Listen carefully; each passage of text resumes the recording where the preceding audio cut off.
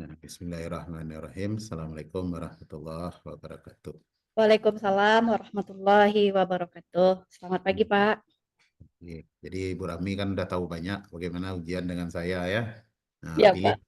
pilihlah salah satu modul yang ada di pendalaman materi. Bu Rami mau milih apa? Sebenarnya kalau modul memang seperti yang Bapak bilang, karena kita kurang literasi, belum semua modul yang dikuasai dengan baik, Pak. Gitu. Satu Cuman aja. lebih banyak mungkin kepada metode pembelajaran yang kita sampaikan di kelas itu saja, Pak. Karena sering berkaitan dengan kita yang kita ajarkan di kelas bersama anak-anak, Pak. Teori belajar. Ya. Oke, baik ya. Mm-mm. Eh, Pak Adi, kenapa belum keluar juga? Atau Bu Rami aja? Gimana, Pak? Bu Rami aja mengeluarkan Pak Adi ini. Ada Pak Adi. Oke, sebentar. Keluarkan. Bu Rami kan host. Iya. Kok nggak muncul di sini? Bentar Pak, mana dia Pak Adi nih? Sama Rahmi nggak muncul dia lagi Pak. Oh, nggak muncul dia lagi. Di akun saya masih muncul dia. Ya udah, kita lewati aja lah. Oke Pak. Baik, Oke Pak. sebentar. Ya Pak. Oh, Pak Adi tadi lupa, screenshot nih. siapa Pak? Pak Adi sudah Rahmi screenshot kan Pak? Nah ya, Oke Pak. ntar dulu. Masih ada ya? Nah, coba Bu Rami jelaskan Ya Pak. apa saja yang Bu Rami ketahui tentang teori belajar itu. Kan ada 4 KB itu. KB1 Oke. teori, KB1 ada 2 teori, KB2 ada 3 teori, KB3 tentang Kumar, KB4 tentang Kurtilas. Silakan. Oke, yang pertama itu teori belajar ya Pak. Kalau teori belajar ini ada empat yang yang masih kurang bisa dipahami gitu Pak, karena ada istilah-istilahnya. Yang pertama itu teori behavioristik. Teori ini berdasarkan kepada bagaimana cara kita menstimulus peserta didik dan mereka menghasilkan respon yang baik terhadap pembelajaran. Berarti behavioristik intinya stimulus dan respon dari peserta didik. Yang kedua itu teori kognitif. Yang kognitif ini kita menuntut peserta didik itu mereka untuk bisa mandiri dan kreatif dalam proses pembelajaran yang akan kita laksanakan di kelas. Itu kognitif. Yang ketiga teori konstruktivisme. Kalau konstruktivisme ini lebih menekankan kepada pembelajaran yang bersifatnya modern. Bisa saja contohnya di sini kita menggunakan aplikasi media pembelajaran seperti menggunakan web, jurnal kepada anak-anak, media pembelajaran dalam bentuk gambar, terus menggunakan memanfaatkan teknologi. Misalnya di sini dalam ujian kita bisa menggunakan misalnya Kahoot sebagai medianya. Setelah itu ada nanti aplikasinya berupa quizzes. Jadi anak-anak itu lebih mudah memanfaatkan teknologi dalam pembelajarannya. Itu yang konstruktivisme. Setelah itu ada humanistik. Kalau dalam segi pengertian yaitu pembelajaran yang bersifat memanusiakan manusia. Di sini berarti eh, bisa jadi pengalaman hidup. Berarti mereka belajar dari apa yang menjadi pengalaman hidup mereka, mereka menganalisisnya dan menjadikan pembelajarannya. Itu untuk teori dalam pembelajaran, Pak.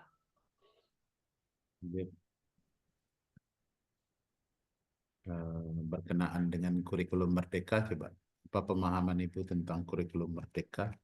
Kurikulum Merdeka. Kalau terkait dengan kurikulum Merdeka ini, kalau kita lihat dari pengertiannya, murid itu kan merdeka belajar. Merdeka belajar di sini artinya sebuah konsep yang kita terapkan kepada atau dalam satuan pendidikan memberikan kebebasan kepada peserta didik untuk bagaimana proses dia belajar di kelas. Oh, Misalnya nanti kan dalam kelas itu ada siswa kita yang memiliki berbagai ragam tingkah laku. Misalnya anak ini bersifat apa istilahnya, yang selalu bergerak gitu. Ada yang hanya diam, visual, hanya dengan melihat dia bisa mencerna. Jadi kita harus di kurikulum Merdeka ini harus menyesuaikan media pembelajaran kita dengan kebutuhan siswa atau peserta didik kita. Misalnya dia visual, berarti kita harus menampilkan tema atau gambar-gambar di layar kita. Kalau dia mendengar, berarti kita lebih tajam dia di pendengaran, berarti kita harus banyak menggunakan misalnya menurut ceramah. Atau ada yang bersifatnya kinestetik atau bergerak terus, jadi kita harus menyesuaikan model-model pembelajaran sesuai dengan kebutuhan siswa. Sedangkan dalam prinsip kurikulum Merdeka yang kita lihat atau yang sudah diajarkan selama ini memang agak berbeda dengan Kurtilas. Kalau kurikulum Merdeka ini kita ada kegiatannya yang bersifat intrakurikuler, Pak. Intrakurikuler ini penguatan dalam proses pembelajaran yang bersifat atau penjabarannya metode diferensiasi. Itu yang untuk intrakurikuler. Sedangkan setelah itu ada lagi dalam kurikulum Merdeka ini prinsipnya kegiatan belajar itu ada kokurikuler. Kokurikuler ini kita mengintegrasikan bentuk disiplin siswa.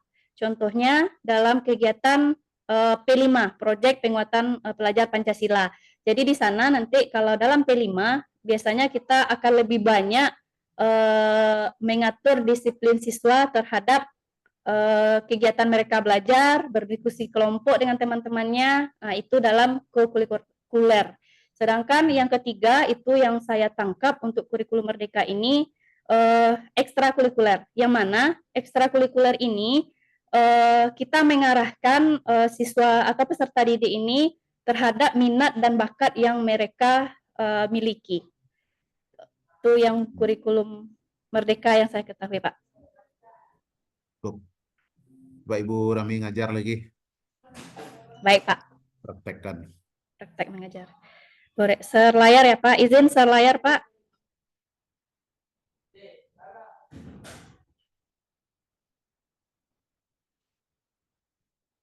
Oke. Baik.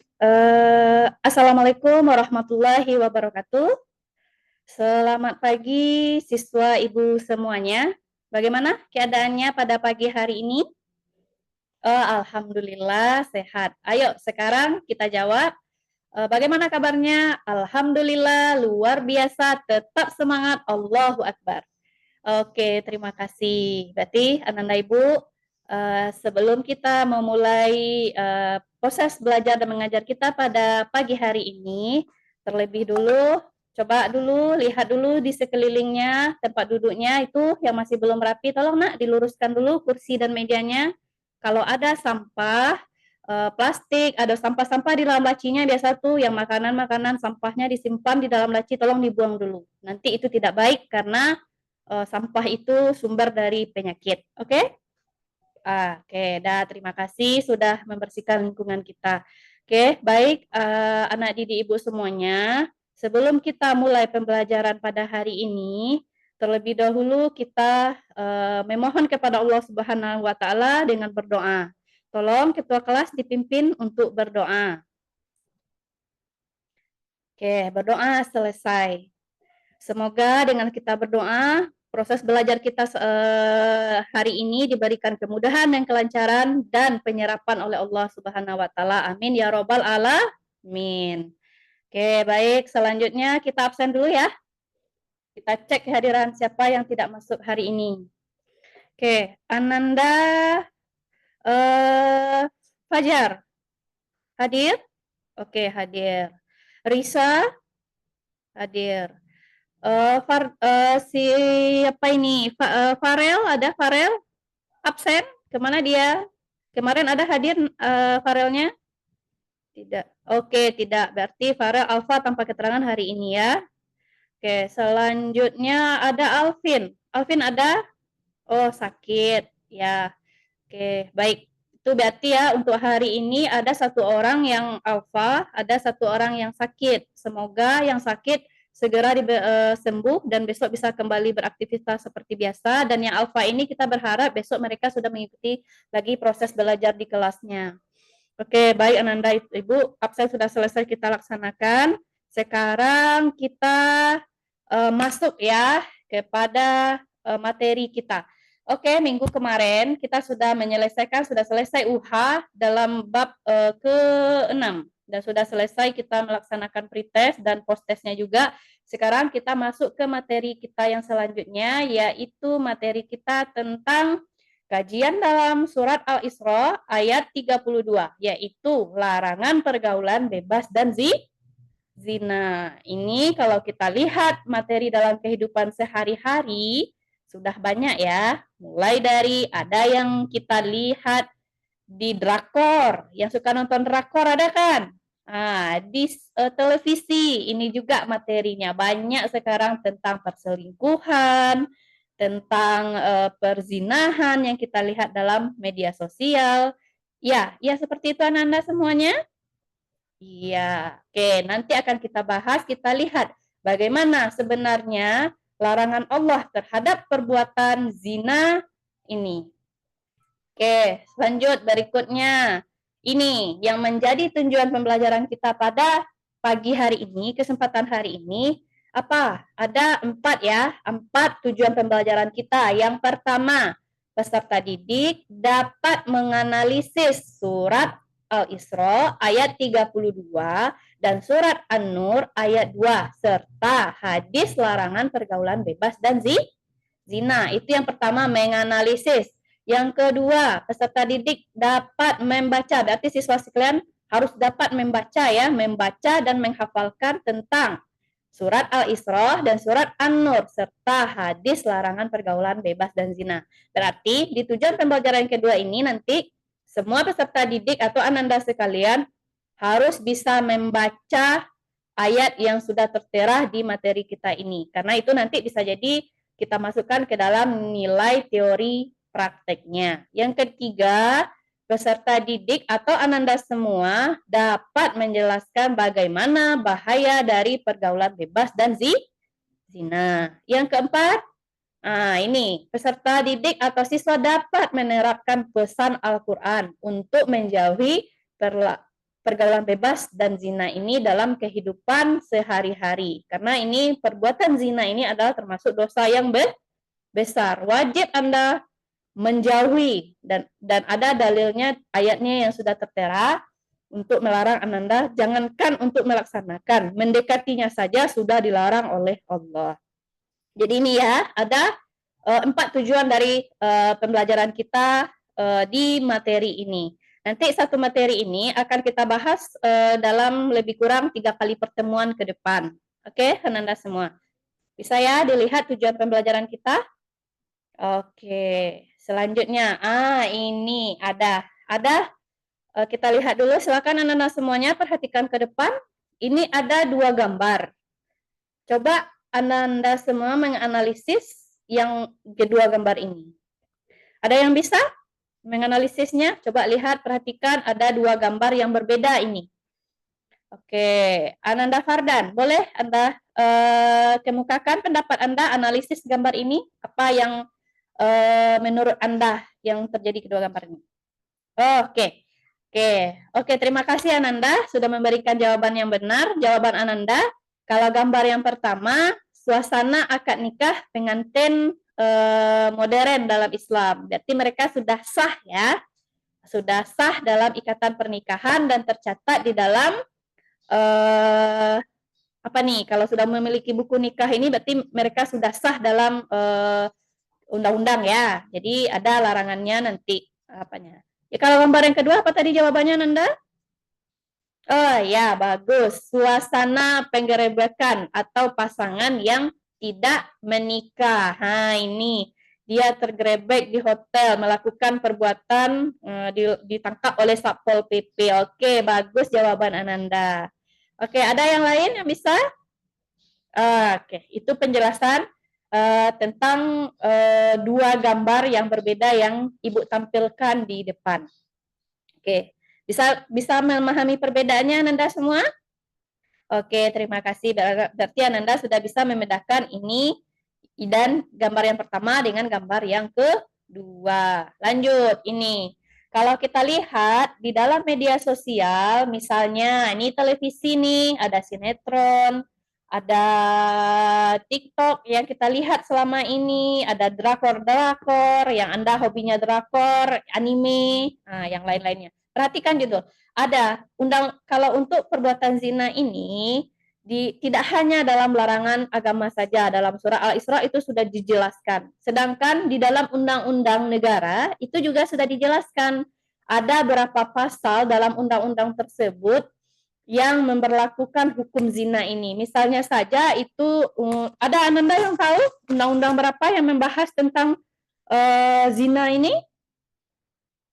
Oh, oke, kurang tepat. Jadi ada ya, kalau di undang-undang itu, di dalam undang-undang nomor 411, Undang-Undang nomor 1 tahun 2023 itu dijelaskan ya, apa saja ganjaran untuk pelaku pezina ini, mereka dituntut nanti itu ada hukuman penjaranya. Jadi Ananda, kalau nanti jangan melakukannya. Kalau kita melakukan, otomatis ada hukuman penjara selama 1 tahun. Nanti ada juga dendanya.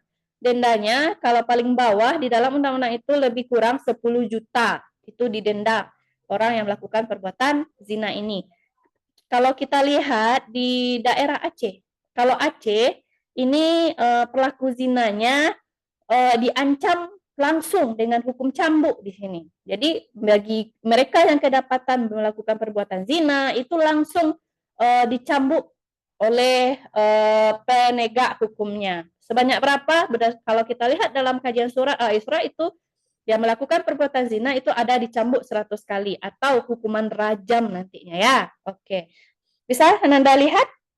Iya, betul. Banyak ya kalau kita lihat di dalam media-media sosial itu banyak tentang apalagi sekarang perlakuan zina itu kalau kita lihat nanti kita akan sampai ya apa saja dalam perbuatan zina ini termasuk kegiatan LGBT. Ini nih yang semarak dan fenomenal sekali ya kan siswa sekalian. Ya, kebetulan kita juga ya kemarin ada berapa teman kita yang tersandung kasus LGBT ini. Apa hukumannya? Tahu? Oh ya, pintar. Ya, jadi Ananda harus menghindari pergaulan dan perilaku LGBT karena Anda masih sekolah.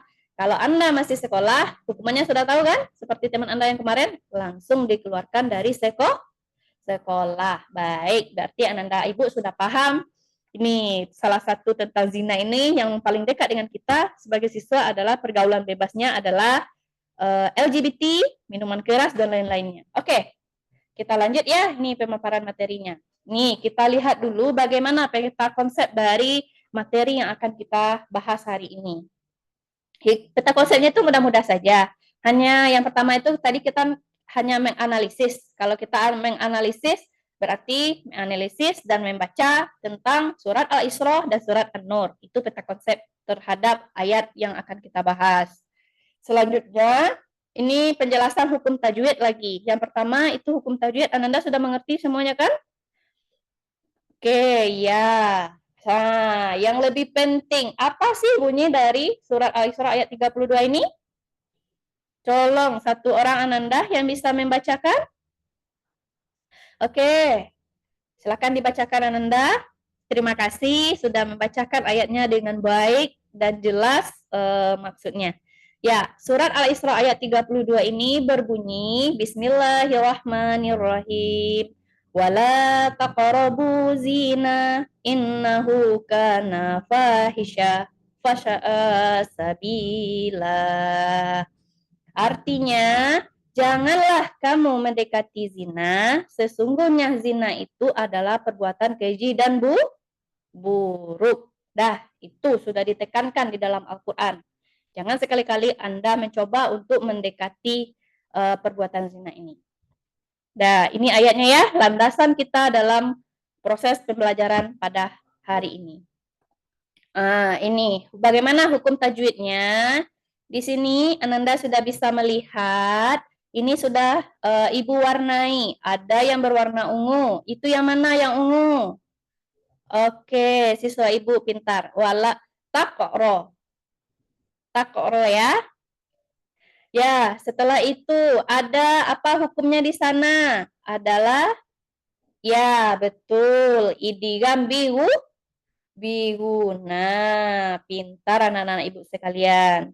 Dah, lanjut. Ada lagi yang mana? Alif lam syamsiahnya yang warna apa tadi? Ya, betul. Yang berwarna Itu Bu Rami. Ya, Pak. Udah cukup tuh. Oke. Dah, baik Buat Ananda untuk sekalian. Karena ini waktu kita hanya 90 menit dalam proses pengerjaan, kebetulan bel sudah berbunyi.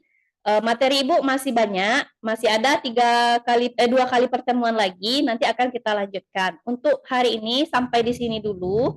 Jadi Ananda tolong untuk hukum tajwid ini nanti akan kita bagi dan kita diskusikan menjadi berapa kelompok ya. Dan kita akan membahas tugas-tugas ini dengan melakukan diskusi kelompok nantinya. Oke, Ananda sekalian, bisa ya. Setelah ini kita langsung membagi kelompok diskusi. Demikian materi dari Ibu, kita lanjutkan dalam diskusi. Dan untuk minggu depan kita akan lanjutkan dengan macam-macam bentuk dari pergaulan bebas dan zina ini. Demikian Ananda, terlebih dan terpulang, Ibu mohon maaf untuk materi hari ini. Wabillahi taufiq wal hidayah. Assalamualaikum warahmatullahi wabarakatuh. Assalamualaikum warahmatullahi wabarakatuh. Oke, lah mantap Bu Rami kok. Nah, Dah, Pak. dah. Oke ya. Kita akhiri Terima kasih, Pak. Screenshot, ini. Pak. Ya, Assalamualaikum warahmatullahi wabarakatuh. Matikan record. Waalaikumsalam warahmatullahi wabarakatuh. Oke, Pak.